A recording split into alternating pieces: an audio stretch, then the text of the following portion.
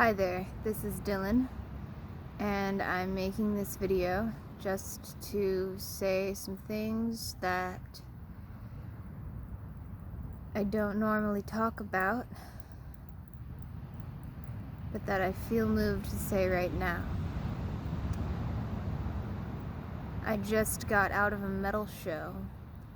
It was the first metal show that I have been to since I started making these videos a few years ago. I love heavy metal, but I have been wary of the metal scene since coming forward about SRA, because I recognize that I have probably angered a fair number of Satanists, saying a lot of the things I have said. That being said, I still fundamentally consider my own self to be a Satanist, and that's a lot of why I came forward. I know how that might sound to people who wouldn't understand, but as someone who has been very impacted by the left-hand path, demonology, particularly the worship and connection with the lower feminine,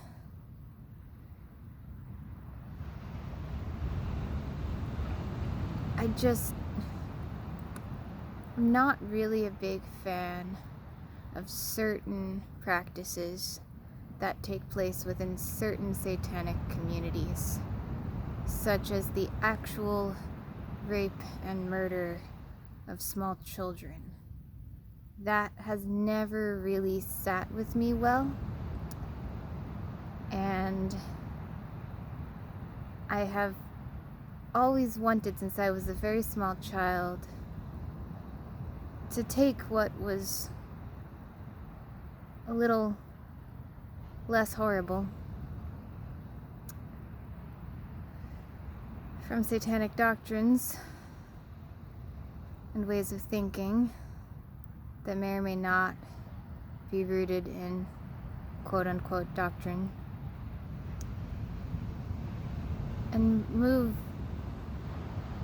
the satanic community at large in a somewhat more balanced direction.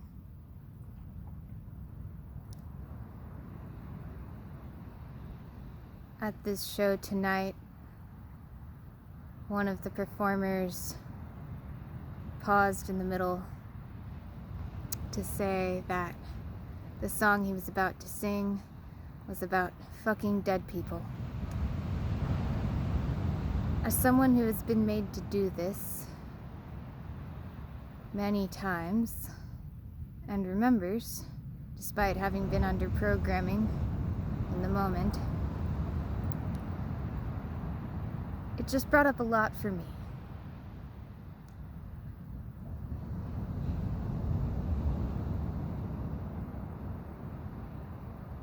I think that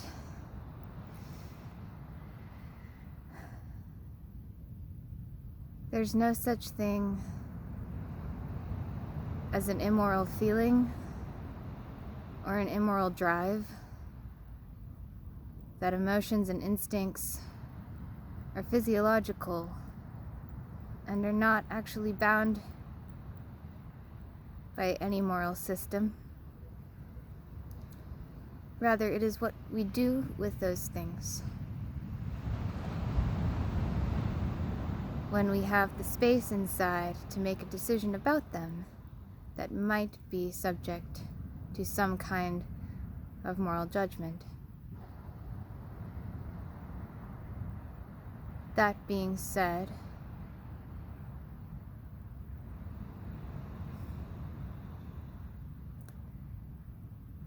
I'm not sure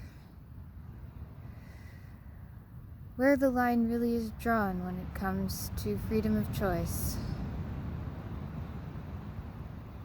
within the confines of the human condition. I'm thinking right now about Viktor Frankl and some things that he said about the space between a person's thoughts and their actions being where freedom lies.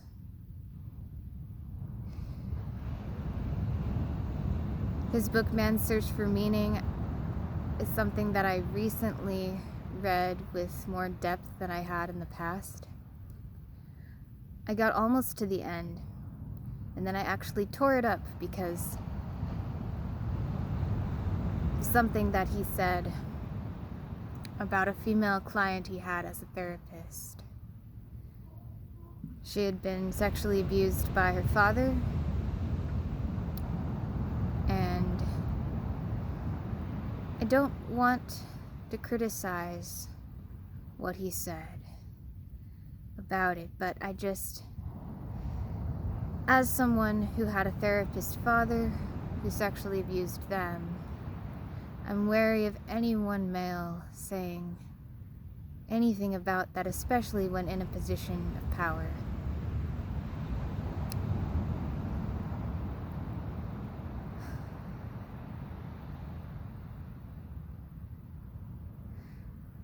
I struggle a lot as a feminist and a trans man to know where to draw the line when it comes to male interpretations of female thought and action. I feel as a transgendered person like I am torn in half, but at the same time, no aspect of myself is separate from it. My body is not fundamentally separate from my mind.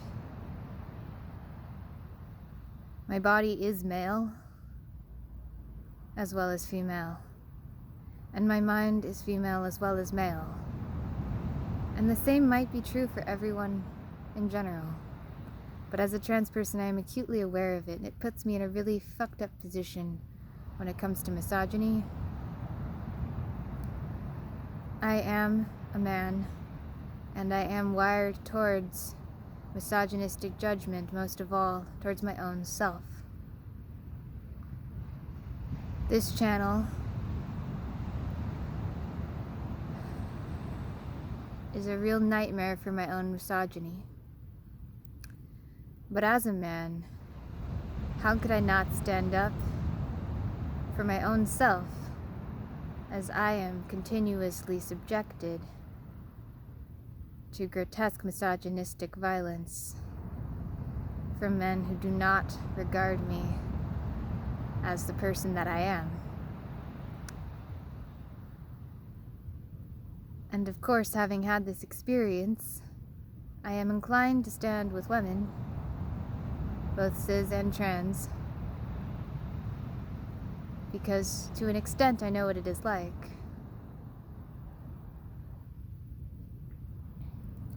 But really, the part of me that is truly male does not like the way that it is treated on a personal level, and feels painfully obligated to stand on the feminist side. One could say my very misogyny as a male compels me to be a feminist as a female at once. So anyways, I ended up tearing up this old copy of Man's Search for Meaning because of something he said about a woman at the end. And I feel guilty for this, but I don't. My life feels like a continuous series of inner conflicts with an opportunity for a moment of pause to mindfully reflect on this fundamental state of dissonance that perhaps we all are in.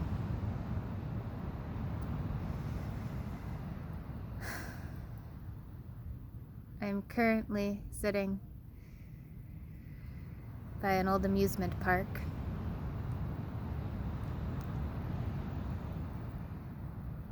The sound of the ocean can be heard nearby.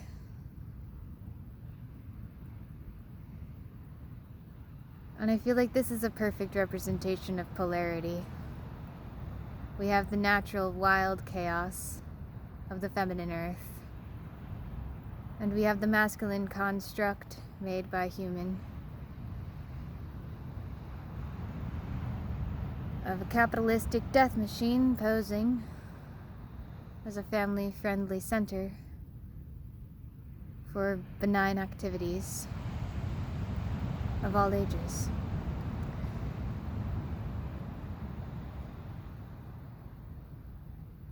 I see children playing in my mind's eye along this beach. I see children playing in my mind's eye at this amusement park. I also see murder and horror in this wild, chaotic force we call Mother Ocean. And I see murder and horror here, in this human construct, packed with crowds, while millions die of disease and in exploitation. But that was happening before the coronavirus. That was happening long before. That was what built this place. And as much as I wish to run to Mother Ocean and to beg the natural to free me from the bondage of this so-called unnatural, I realize that that is an illusion. We crawled out of the ocean because it was inhospitable to us, evolved through millions of years of agonizing evolution into thinking beings that were capable, although not always wise about it, capable of transmuting the natural elements of the earth using our natural bodies of the earth to both pleasure and torment ourselves in a strange attempt to make sense out of it all.